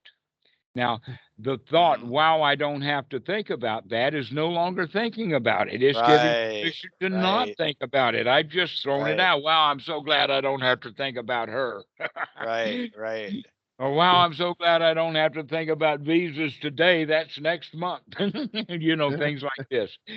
Go ahead, Robert. Yeah, I think another way to think about it is like the way we approach unwholesome thoughts versus a human being that's acting unwholesomely, or an animal or something like that, right? Which is with the human being or the animal, now the instinct might be to treat that the way you would whack a cow, right? But in fact, the human being and the animal is a collection of wholesome and unwholesome. So you cultivate the wholesome in the other being by being nurturing. But the unwholesome thought is just an unwholesome thought. There isn't any other side to it. So that's the case where you would whack. And so it's kind of like harm reduction, in a sense, where you're reducing your scope for the time you do the whacking only to various things, and the rest of the time you're nurturing. It's interesting. Like, I feel like this is really coming together really beautifully for me, because it seems that if we are cultivating these wholesome thoughts and the wholesome and the here now, and we're making that our like we're making a stronger relationship to that aspect of ourselves. Right now, the stronger relationship is in unwholesome, is in doubt, is in the hindrances. So we're reframing it, building a stronger relationship with these wholesome thoughts, the here now, the I see yous, the I don't have to do that. Like, oh wow, with all that, right? That it makes it so much easier to whack away the unwholesome because you feel safer. You feel like you feel like you are a walking bird's nest. That's how I feel. Like you're like you're safe. You know, it's much easier to shoo away something that can seem threatening when most of that source is already safe and Right. at peace and This satisfied. is why that's why we literally have to talk ourselves into feeling safe. Yeah, We it's, really man. do. We have to talk ourselves into feeling safe because we have for many, many years talked ourselves into being unsafe. Yeah. How do we do that? Is by giving ourselves jobs to do. Oh, you've got to go do this. Oh, you've got to finish your homework. What's the motivation behind that? It's not the ought to, it's the fear. Yeah. Yeah. And now we're recognizing there's nothing to be afraid of. Oh, Keyshawn, yes. So I wanted to point out that all the meditation practice that we're discussing, there's a sutta that points out that that's only one of the ways to enter into the first jhana, and that talking about the Dhamma is another way to enter into the first jhana. I think that Christopher was saying that someone else is saying that couldn't be done. So I wonder what they would have to say about that sutta. Well, Keyshawn, I'm really glad that you mentioned that. I was actually a few moments ago had that sutta in mind, and now that you're bringing it back up, in fact, it's one of those sutras that mention the first jhana factor as also, besides the 5 that are normally listed, it adds relaxation. And now the sutta is about, in fact, 5 ways to enter into the first jhana. And that the normal way that Westerners think about doing the first jhana is actually the last item on Buddha's list. Think about that. It's the last item on his list, and almost and always the way that the Buddhism is given as a list of items is the first item on the list is always the most important. Okay. And so the way that we do that, the last item on the list is sitting down and practicing meditation. That's the 5th item on the list. It's the hardest way to attain first jhana. The first way is listed as a conversation between the Dhamma student and the Dhamma teacher. Because we're talking about the Dhamma, guess what? We've already got the first item wired just by talking about jhana. Just because we're talking about the Dhamma, we're talking about wholesome things. Not once have any of you complained about Aunt Susie. Not today. We haven't talked about how bad this and that and the other thing are. We're all doing wholesome talk. So that's the first thing, that we're already gaining one of the most important jhana factors just by having a conversation about the Dhamma. And if the student is reflecting that well, and actually, basically, it's possible when you know what to do, you can talk someone into the first jhana and then sit there and watch them and then talk them back out of the first jhana just to gain your skills and then talk them back into the first jhana again. How do we do that? Is because we're using wholesome words, and we invite the student to start feeling comfortable and start feeling relaxation. And because the student now is listening to the Dhamma, the wholesome, they're applying their mind to that wholesome Dhamma and sustaining it. And then they'll get a big kick out of it. And that howl of laughter, that's the indication of entering into the first jhana. But laughter itself is an indication that one is going into the first jhana. But there's other reasons for laughter, but that's one of the ways of using it is that we can see what the student is doing because of the way that the student is reacting just by watching them. And by continuing to talk that way and by saying the same thing over and over again. In fact, you could, in some old Western language, you could call it a hypnotic induction because it fits the term. Okay, so what is done then is that the teacher talks about it in the sense of being in the present moment. And so the student gets into the present moment. And we talk about everything is okay, everything is fine. And so the teacher starts to go through the wholesome words, the wholesome language. He has a big joy to share with the students, and the students pick up on that. So literally, the Buddha talks about the first way, the easiest way to enter first jhana is by getting talked into it. But it also mentions that the same thing will happen to the teacher, that the teachers are just as likely or even more likely to go into the first jhana while they're talking about it than the students, because they're more used to doing it.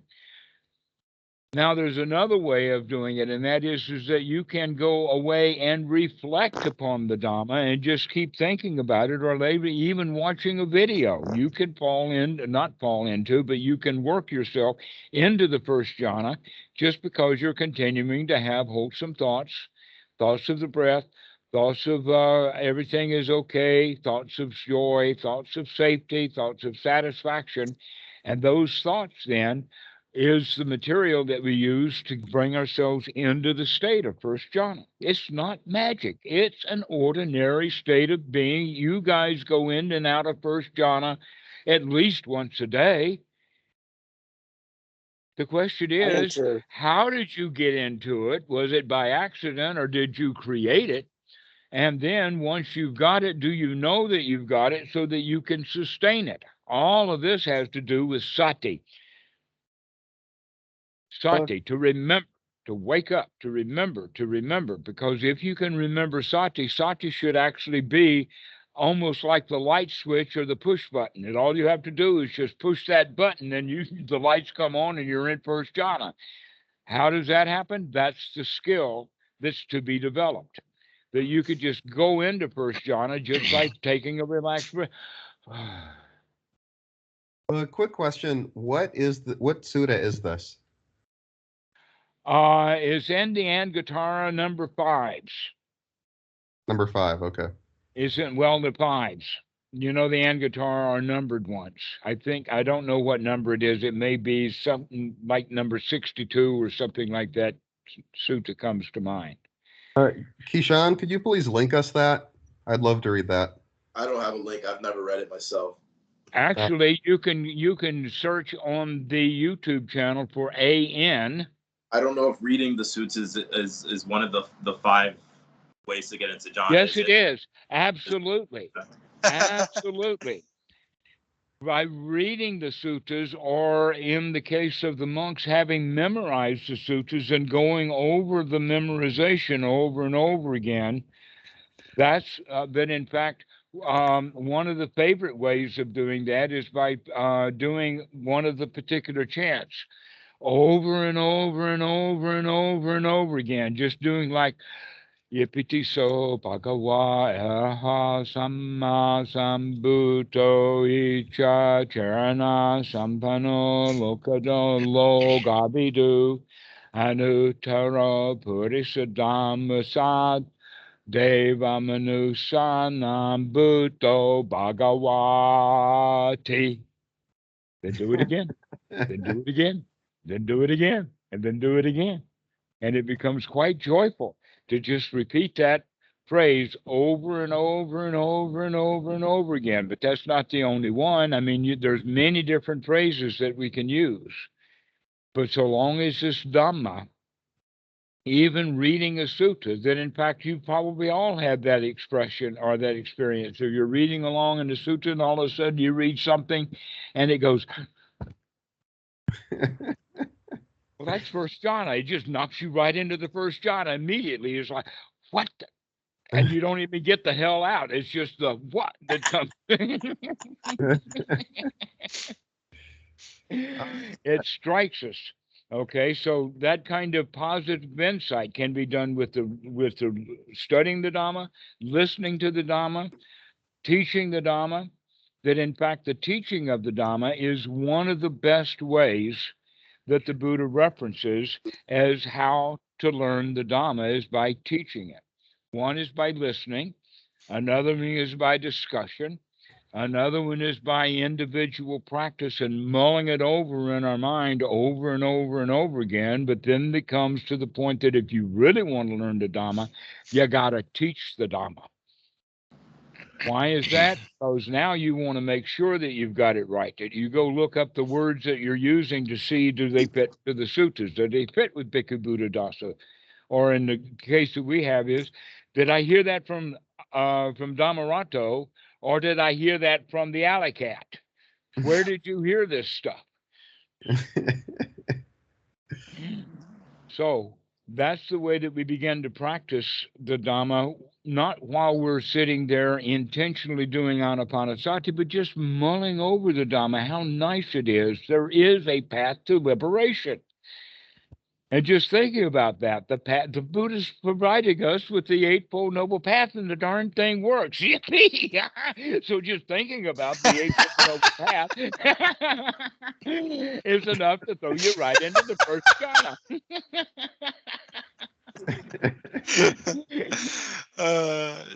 Dhammarato, your laugh is insane, man. It's nuts. I love it. Was that also it seems to be doing his job. Go ahead, Robert. was also a skill to be developed, the laugh? Yes, exactly. Laughter is a skill to be developed. Love it. I mean, look how many different songs you can play with laughter. There's snickering, there's busting out laughing, there's a belly laugh. I mean, look how many different laughs that we can have, and we can practice each one individually so that we gain a skill for it. Awesome. So, guys, this has been a really delightful conversation. I really appreciated that. Has anybody got anything to add before we leave this? Andrew, what do you have to say? Thank you. Yeah. Christopher, how about you? You got anything? Okay,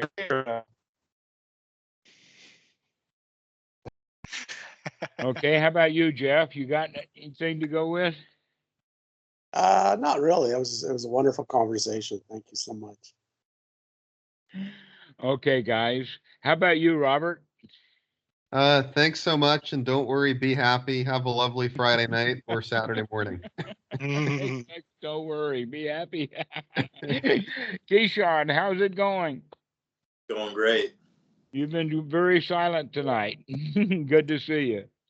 Good to see you Okay, too. guys. Well, thank you so much. This has been a really good Sangha meeting. I've really enjoyed it. I hope you guys can become friends with one another, to talk with one another, to ask questions and share.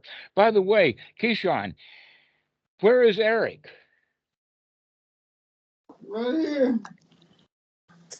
Oh, wow. Hey, Eric. Wow, there he is. Good to see you guys. Wow, this is the surprise guest at the end. Surprise guest comes up. Got a real life Dhamma dude here. A real life Dhamma dude on the scene. Okay, excellent, guys. Thank you so much. This has been really great. Alex, I really appreciate you joining our call too. This is your first time on, so great. Yes. Thanks, guys. Thanks. It's awesome. Such a trip. It's amazing that we have something like this and we have each other, you know. It's great. Yes, this is the Sangha. What Sangha is all about is making friends in the Sangha, to be associated with people who are going to share the Dhamma so that the two of you can sit there and just have a ball together. We call that first jhana, you know. Okay, great. All right, guys. Thank you so much. Thank you, guys. Cheers. Thank you. It's been a Thank nice you. one. Bye. Appreciate it. Okay, Eric, bye-bye. Keyshawn, Bye, bye-bye. everybody. Jeff, Bye. Eric. Alex, Christopher, this has been a nice crowd today. See you there, Andrew. Bye-bye. Bye. Bye.